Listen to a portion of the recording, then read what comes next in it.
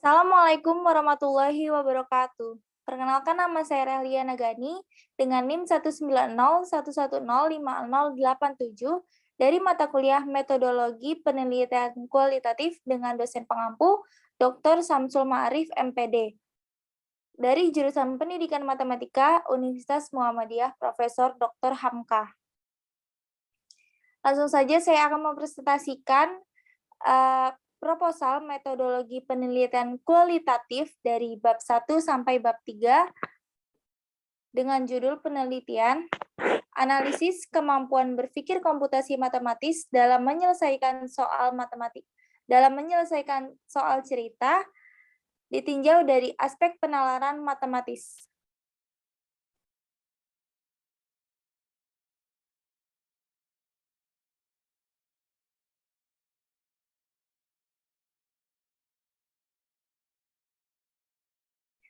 Baik, di sini saya akan merealisasikan penelitian kualitatif dengan judul analisis kemampuan berpikir komputasi matematis dalam menyelesaikan soal cerita ditinjau dari aspek penalaran matematis. Bab 1 ada pendahuluan yang isinya latar belakang, fokus dan subbab penelitian, pertanyaan penelitian, tujuan penelitian, dan manfaat penelitian. 1.1 adalah latar belakang. Pada paragraf 1, saya membahas saat ini perkembangan ilmu pengetahuan dan teknologi iptek semakin maju. Dalam situasi saat ini, manusia diharapkan mampu menyesuaikan dengan keadaan yang ditunjang oleh kemampuan untuk berpikir kritis. Dalam menulis program, sebuah software melibatkan teknik dalam mengaplikasikan agar sesuai dengan apa yang dituju, menemukan memecahkan masalah dari data input dengan menggunakan suatu algoritma. Algoritma merupakan suatu definisi dari berpikir komputasi. Nah, berpikir komputasi tidak hanya bisa diterapkan pada mata pelajaran komputer saja, tetapi penerapan berpikir komputasi juga dapat diterapkan dalam disiplin ilmu lain, yaitu seperti ilmu matematika. Nah, apa sih ilmu matematika? Ilmu matematika adalah salah satu disiplin ilmu yang berkontribusi dalam perubahan kemajuan iptek, solutif dalam permasalahan kehidupan, dan juga dapat melengkapi kemampuan berpikir dan berargumentasi. Nah, salah satu mata pelajaran yang perlu diberikan kepada seluruh peserta didik sejak sekolah dasar adalah mata pelajaran matematika dengan tujuan peserta didik mempunyai bekal dalam kemampuan berpikir kritis, sistematis, logis, analitis, kreatif, dan juga kemampuan bekerja sama. Nah, kemampuan yang harus dimiliki peserta didik dalam proses pembelajaran adalah kemampuan penalaran matematis.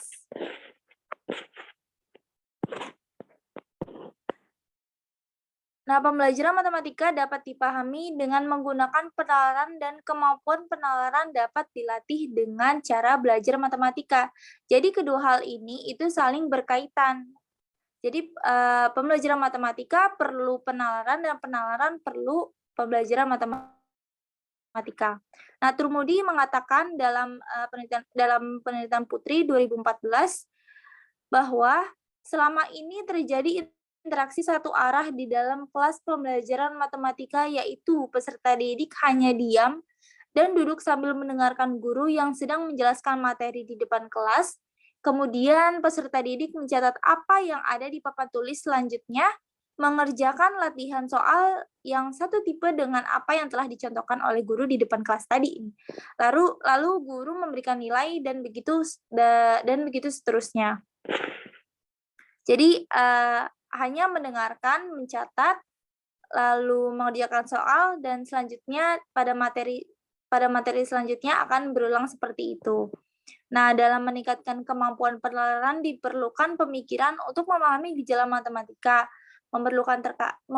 membentuk terkaan, menguji generalisasi, serta memberikan argumen yang logis dalam membuat kesimpulan.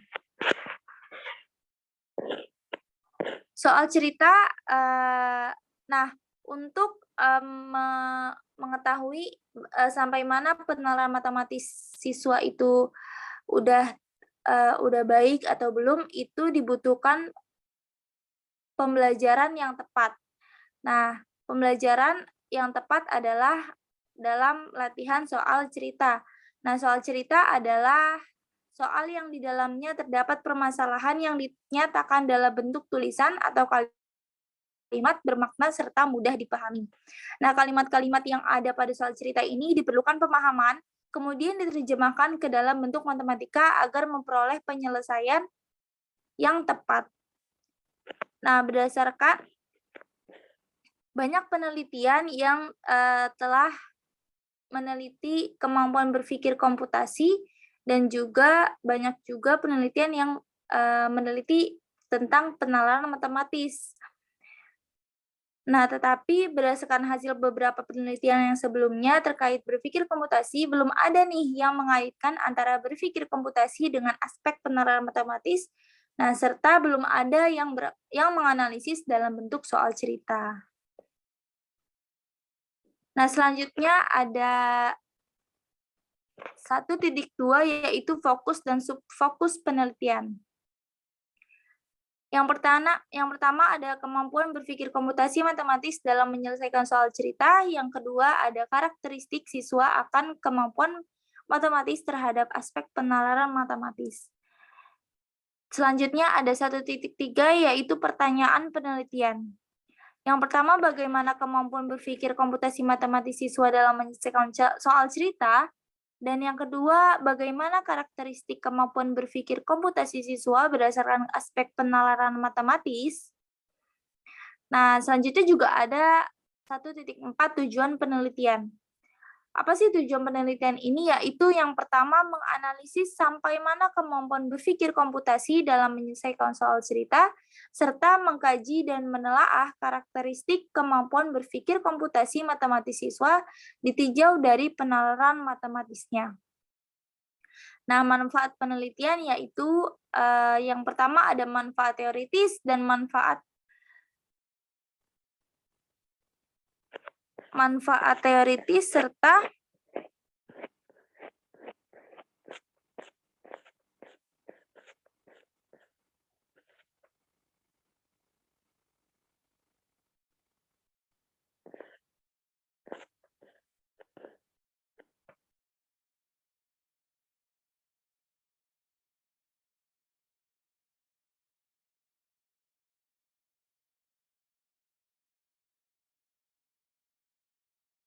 Nah, selanjutnya ada manfaat teoritis dan manfaat empiris. Maaf, ini kesalahan pengetikan. Yaitu manfaat teoritis yang pertama memberikan model baru. Maksudnya memberikan model baru yaitu memberikan model baru, model konsep baru yaitu berpikir komputasi matematis ditinjau dari penalaran matematis untuk pembaruan kurikulum di sekolah untuk meningkatkan perkembangan daya berpikir kritis siswa. Nah, yang kedua di sini menjadikan sebuah penelitian yang terus berkembang. Nah, maksudnya itu sebagai referensi untuk penelitian selanjutnya yang meneliti hubungan dalam pemecahan masalah dengan konsep berpikir komputasi ditinjau dari penalaran matematis siswa. Yang kedua ada manfaat empiris ya. Nah, bagi siswa akan mendapatkan pemahaman baru dalam meningkatkan kemampuan berpikir komputasinya. Nah, sedangkan bagi guru akan mendapatkan referensi baru terkait model pembelajaran yang berkualitas untuk meningkatkan daya pemikiran serta daya tarik siswa dalam materi pembelajaran berlangsung khususnya dalam menyelesaikan soal cerita matematika. Nah, selanjutnya ada bab 2 yaitu kajian teori yang berisikan deskripsi konseptual dan penelitian yang relevan. Yang pertama ada deskripsi konseptual fokus. Nah, di sini dibagi subbab juga, yaitu yang pertama, subbab pertama yaitu berpikir komputasi. Apa itu berpikir komputasi? David Barr menyatakan bahwa berpikir komputasi merupakan suatu sistem pengelolaan dalam penyelesaian pemecahan masalah berupa rumuskan masalah, menganalisis data yang bersifat logis, dan mampu diimplikasikan ke ranah solusi dengan mengikuti prosedur secara efektif. Nah, berpikir komputasi ini juga memiliki indikator. Menurut Cahdriani dan Ricardo pada tahun 2020 antara lain, dekomposisi masalah, berpikir algoritma, pengenalan pola, serta abstraksi dan generalisasi. Subbab kedua yaitu berpikir komputasi matematis. Tadi kan telah dibahas berpikir komputasinya aja. Nah, berpikir komputasi, nah di sini selanjutnya akan membahas berpikir komputasi matematis. Nah, berpikir komputasi matematis merupakan suatu keahlian dalam berpikir secara inovatif dalam mengidentifikasi gejala yang ada di kehidupan siswa untuk memberikan berbagai bentuk solusi secara praktis dari masalah yang dikaji dengan konsep matematis.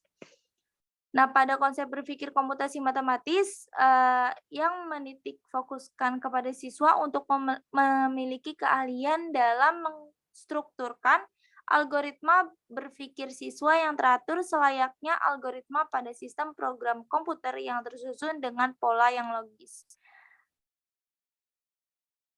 Selanjutnya, subbab selanjutnya yaitu penalaran matematis. Apa itu penalaran matematis? Depdiknas dalam Syadik 2004 mengemukakan bahwa hal yang tidak dapat dipisahkan adalah kemampuan penalaran dan materi matematika. Sudah tadi jelaskan pada latar belakang, yaitu penalaran dapat dilatih dengan pembelajaran matematika, serta matematika dapat dipahami dengan penalaran. Nah, penalaran matematis ini juga memiliki indikator, bukan berpikir komputasi aja nih yang memiliki indikator. Nah, indikator penalaran matematis yaitu yang pertama memberikan dugaan, yang kedua memanipulasi matematika, yang ketiga membuat kesimpulan dan dapat memberikan pembuktian, serta alasan dari pembuktian tersebut terhadap kebenaran solusi. Jadi bukan sekedar hasilnya adalah 10 atau 10 cm, nggak seperti itu. Tapi di sini juga harus memberikan alasan dari pembuktian tersebut. Nah, yang indikator keempat yaitu membuat kesimpulan dari suatu pernyataan, serta yang kelima, membuat pola matematika untuk membuat generalisasi. Selanjutnya ada 2.4 soal cerita. Menurut Rutin 2013 yaitu pembelajaran bentuk soal cerita adalah salah satu pembelajaran matematika yang dapat meningkatkan serta melatih kemampuan pemecahan masalah matematika. Nah, Usman juga menyatakan dalam Rutin 2013 mengemukakan bahwa pada kenyataannya soal cerita di dalam pembelajaran matematika masih dianggap sulit untuk dapat diselesaikan. Hal ini disebabkan karena kurangnya kemampuan pemecahkan masalah dalam mengubah dari bentuk soal cerita verbal menjadi suatu model matematika, karena kita di dalam soal cerita tuh harus membaca terlebih dahulu apa maknanya, apa yang dimaksud, baru kita mengaplikasikannya ke dalam bentuk matematika. Nah, yang subbab kedua yaitu penelitian yang relevan. Nah, di sini ada penelitian pada Muhammad Rizal Kamil dan kawan-kawan di SMP Negeri 1 Cikampek terungkap bahwa kemampuan komputasi siswa kelas 9 masih tergolong rendah dalam menyelesaikan soal materi pola bilangan. Hal tersebut dapat dilihat dari hasil jawaban siswa dalam menyelesaikan soal yang mengarah pada pengukuran komputasinya. Selanjutnya ada dari penelitian Yumna Adam dan kawan-kawan menyatakan bahwa di kelas 11 Nia Man 1 Kota Ternate dalam menyelesaikan masalah matematika, materi matriks masih ada siswa yang memiliki kemampuan penalaran matematis yang rendah. Nah, berdasarkan dari hasil beberapa penelitian sebelumnya yang sudah dipaparkan di atas, sebagai temuan baru terkait berpikir komputasi di mana belum ada yang mengaitkan antara berpikir komputasi dalam menyelesaikan soal cerita yang ditinjau dari aspek penalaran matematis. Maka dari itu, peneliti saya sendiri ingin melanjutkan kembali penelitian sebelumnya yang berkaitan dengan berpikir komputasi dengan menghubungkan antara pembelajaran matematika serta memfokuskan terhadap aspek penalaran matematis khususnya dalam menyelesaikan soal cerita matematika. Nah, selanjutnya ada bab 3 yaitu metodologi penelitian. Di bab 3 ada alur penelitian, tempat dan waktu penelitian, latar penelitian, metode dan prosedur penelitian, peran penelitian, data dan sumber data, teknik dan prosedur pengumpulan data, teknik analisis data, dan yang terakhir pemeriksaan keabsahan data. Yang pertama ada alur penelitian, yang di sini ada persiapan, selanjutnya analisa data selama penelitian, pengumpulan data, selanjutnya pengolahan data, membuat kesimpulan atau menarik kesimpulan, dan selesai.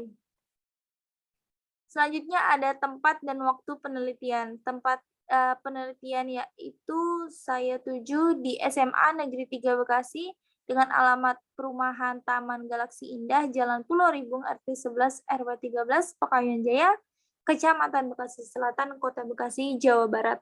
Waktu penelitian yaitu pada bulan Agustus 2022 sampai dengan selesai. Selanjutnya ada latar penelitian. Penelitian yang akan dilakukan pada proposal ini yaitu sebagai bentuk gambaran terkait fenomena dari fokus penelitian yang akan diteliti berupa tingkat kemampuan berpikir komputasi matematis siswa dalam menyelesaikan soal cerita ditinjau dari aspek penalaran matematis. Nah, penelitian ini dilakukan dengan menggunakan metode studi kasus dan pendekatan secara kualitatif. Dengan sistem pendekatan ini diharapkan akan diperoleh sebuah temuan baru dan lebih bermakna, sehingga bisa dijadikan sebagai salah satu konsep dasar dari kebijakan suatu program kurikulum untuk digunakan bagi sekolah dalam proses pembelajaran. Selanjutnya, subbab yang keempat, yaitu metode dan prosedur penelitian. Metode penelitian yang digunakan yaitu adalah studi kasus, di mana penelitian kualitatif dengan metode studi kasus merupakan salah satu pola dari penelitian kualitatif yang berfokus kepada basis pemahaman dari tingkah laku manusia berdasarkan pada opini manusia.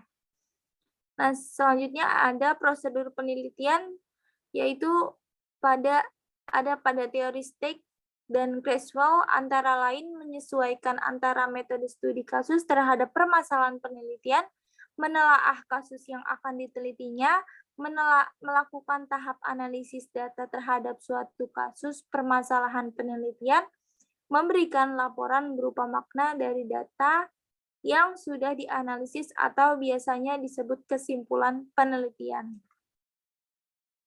Selanjutnya, apa sih peran peneliti? Atau peran saya sebagai peneliti, yaitu sebagai perencana, sebagai pengumpul data, penganalisis data, dan penulis penelitian. Selain itu, peneliti juga sebagai pendamping dari subjek, sehingga hasil yang akan didapatkan lebih akurat dan lebih valid karena semakin subjek percaya kepada peneliti, maka akan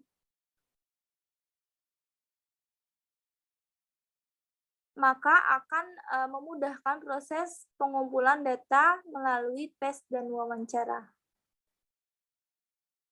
Selanjutnya, subbab yang keenam yaitu ada data dan sumber data. Data juga dibagi menjadi dua, yaitu primer dan sekunder. Data primer ini dalam penelitian ini didapatkan melalui proses wawancara dan observasi lapangan. Sedangkan data sekunder berasal dari beberapa lampiran dokumen yang memiliki keterkaitan terhadap permasalahan penelitian. Nah, selanjutnya ada sumber data juga memiliki dua aspek nih, yaitu primer dan sekunder.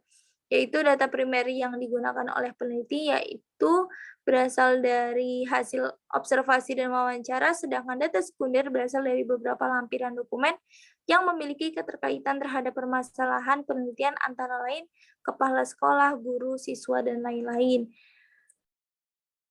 Selanjutnya ada teknik dan prosedur pengumpulan data. Teknik pengumpulan data yaitu ada teknik observasi dan teknik wawancara.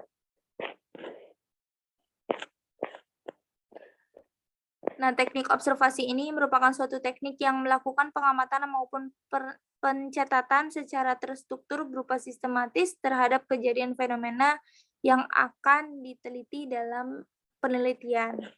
Nah, teknik wawancara itu merupakan suatu teknik dengan menggunakan cara berupa sistematis untuk mendapatkan informasi dalam bentuk pola pernyataan secara lisan terkait suatu objek peristiwa yang akan diteliti. Nah, selanjutnya ada prosedur pengumpulan data, yaitu melihat proses pembelajaran di sekolah, melakukan pengujian tes pengetahuan terkait permasalahan, melakukan wawancara yang memiliki keterkaitan permasalahan, serta mengumpulkan data.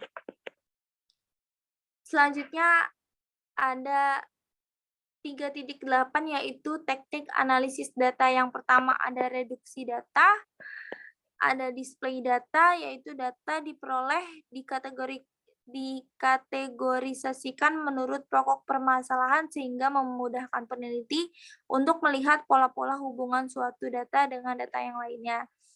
Yang ketiga ada analisis data, yaitu kegiatan ini yaitu ada menentukan mengaplikasikan lambang-lambang tertentu, klasifikasi data yang berdasar pada simbol. Yang ketiga ada melakukan kegiatan prediksi atas data. Dan yang terakhir ada